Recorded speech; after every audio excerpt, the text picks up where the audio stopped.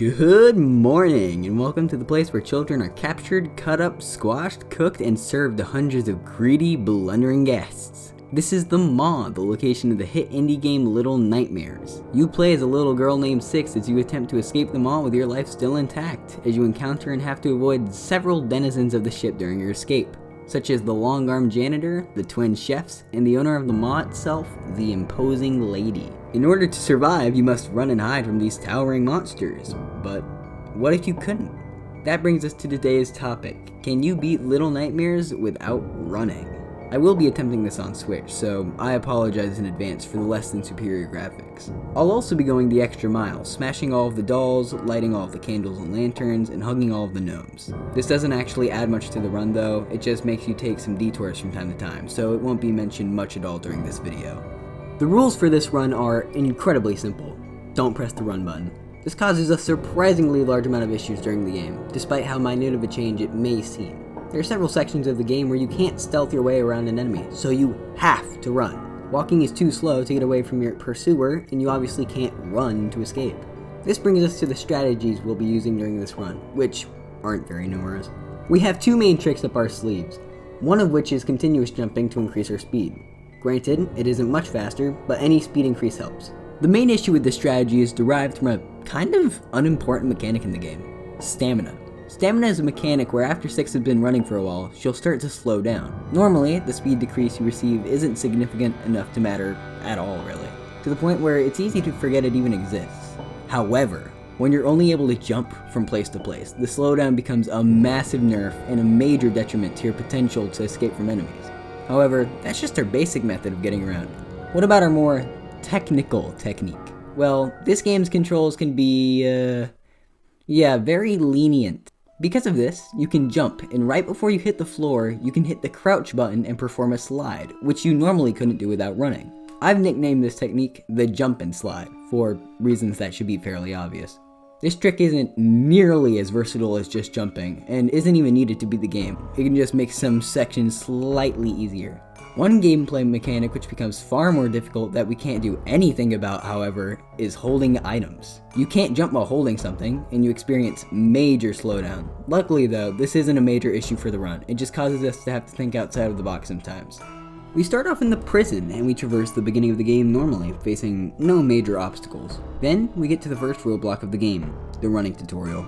Normally, you're supposed to crank a lever to open a door, and then you run through it. For semi-obvious reasons, we can't do that. Surprisingly though, we can make it across fairly easily if we just jump with good timing. But timed events going forward could be a big problem. The rest of this chapter is relatively normal and doesn't change much.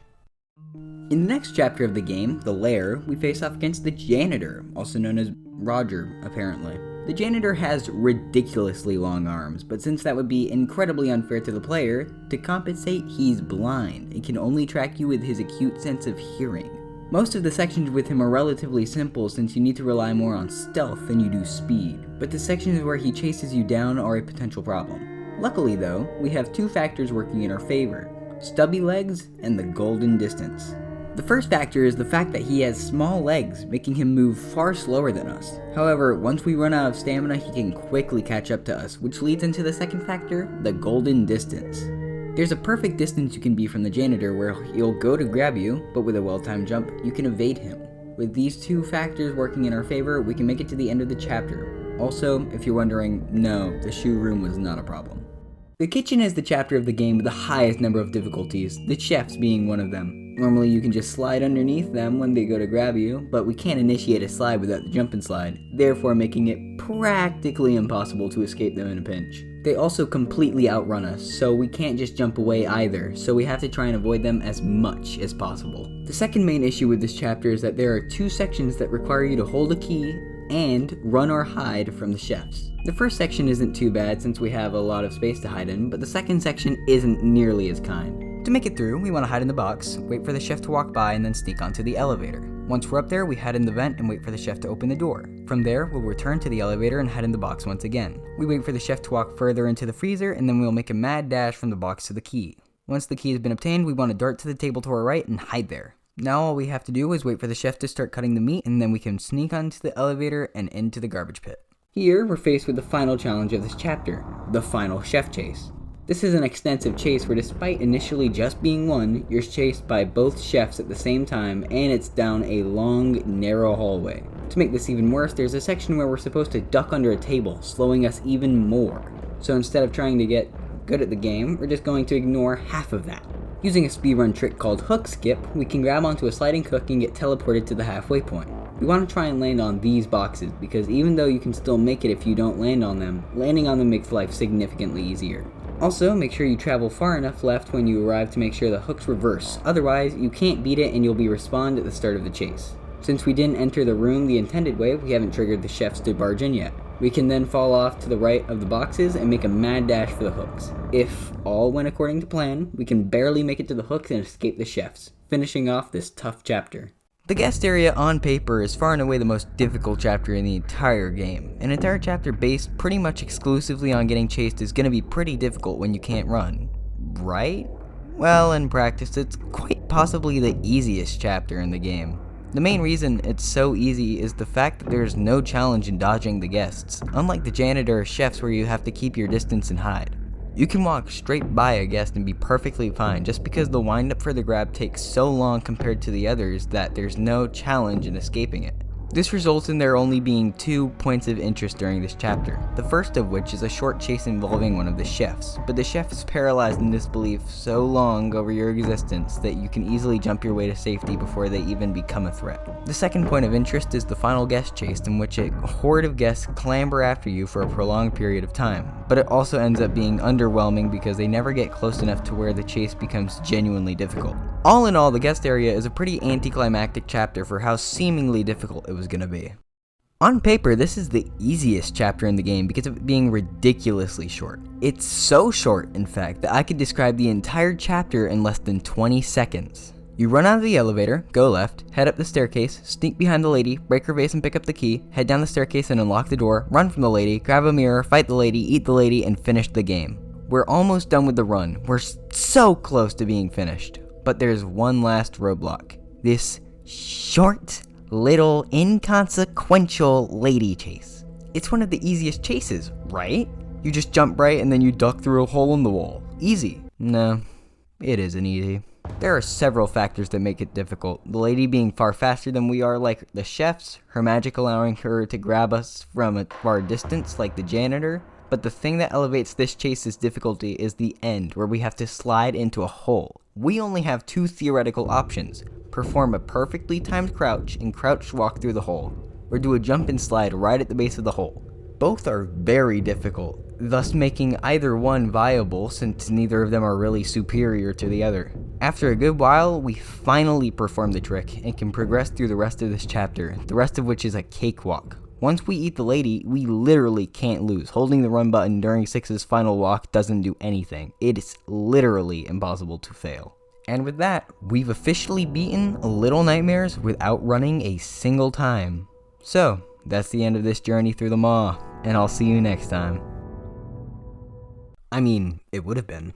Shortly after the game first released, a DLC titled The Secrets of the Maw was announced, containing 3 brand new chapters following a new character named the Runaway Kid. The point of this DLC was to explore new parts of the Maw and explain remaining questions from the base game, and it definitely delivered on that front. They did, however, take a different approach to the game design, focusing more on puzzles rather than chases, resulting in the DLC overall being much easier than the base game. It's different enough, in fact, that I'll be tackling the chapters in the opposite order that they would normally take place, starting with the Residents and ending with the Depths, due to this change in design philosophy. With that out of the way, let's get to it. For being the final chapter release for this game, the Residents doesn't have a single challenge for you in a sprintless playthrough. I mean that completely literally. There is no difficulty present here whatsoever, which is the reasoning for why I'm starting with this chapter as to not end the video on an incredibly lame note. Remember how the lady was a big problem in the last chapter of the base game? Yeah, she is quite literally incapable of killing you in this chapter, meaning she isn't a threat to us. Other than her, the Shadow Kids are easy to stave off with your flashlight, and you face no threats when you play as a ludicrously slow Nome, making this the definitively easiest chapter of the game. This chapter is strange to describe in this video because it isn't difficult per se, just very annoying, and it's all thanks to the Gnomes. On a normal playthrough of the game, the Gnomes can be kind of frustrating but cooperate with you enough to be fine. But I guess when you decide that a nice stroll sounds pleasant, they go absolutely asinine. They're speedy little goblins that are difficult to grab thanks to their small stature, resulting in a lot of goose chases like the gnome that runs around the box, or that gnome that falls in the coal pit. When it comes to danger, this chapter marks the return of the janitor, but his sections are even more stealth-oriented than the main game, so he really isn't something to take note of. The last annoying part of this chapter is its sheer size, with the area that you roam taking forever to traverse with your pitiful little hops. With that headache out of the way, it's time to take on what is easily the most difficult chapter in the entire game. The Depths is different from the rest of the DLC batch for one primary reason, and that reason is that its game design is incredibly reminiscent of the original game's chapters, as it contains many segments that require speed. The first issue that you come across are the leeches. In 6's campaign, I didn't even mention the leeches due to how inconsequential they are and how easy they are to deal with. Small and slow-moving enemies that crawl after you, not something that's hard to deal with in a sprintless run. Leeches in water, however, that's a different story. While still small, the water leeches move much, much faster than you do. In the beginning portion of this area, you'll want to jump on top of the pipe to avoid the leeches. After the leeches have pooled underneath the pipe, you'll want to jump your way down the hall as best you can to then make it to the wall. Shortly after this, you come across a pipe that is blocked off with leeches. You can solve this conundrum simply though. Just knock the leeches down with a can, and instead of baiting them away and then jumping in the pipe, just jump in the pipe while the leeches are falling. They're completely non-lethal while falling, as they don't kill you until they've finished their falling animation. Our next big issue comes when we get to the first pool of water containing the Granny. The Granny prowls these bodies of water and swims faster than you do, which translates into a necessity for a good launch into the water from land. While a normal jump from walking does an alright job of getting us distance, it still just doesn't compare to a running jump, meaning that many of these Granny sections will be cutting it very close. After this comes a finicky door and plank, where you should hold off on jumping until you're about halfway across the board, where you should then be able to maintain enough height to grab the door handle. The last major struggle of this chapter is possibly the most punishing in the entire game, where you have to make this tight jump into another tight jump to then try and squeeze through a closing door. In an accidentally poetic way, this moment is pretty much the running tutorial from the first chapter of the game, except made difficult this time. If you try to thread the needle but get crushed by the door, you'll respawn at a save point before you grab the lever for the door, meaning you'll have to repeat the whole process of getting the lever into the machine whenever you die, which can potentially spiral into making this section take way longer. As a result of this, you're going to want to avoid cutting it close, bailing if it seems too dangerous. While a well-timed crouch walk through the door is possible, a jump and slide is going to be much safer and result in less death, so you'll want to try and go for those. After dying and reconsidering what you're doing, you'll eventually get the dream attempt and slide right on through the crack. With that final obstacle overcome, it means that we have now actually finished Little Nightmares without sprinting, and in all honesty, I would not recommend doing this run. Despite a couple of tough and interesting moments, those are far and few between, resulting in a playthrough that's just a lot slower than normal. In spite of that though, I enjoyed doing it, and I hope that you enjoyed watching it. Have a good one.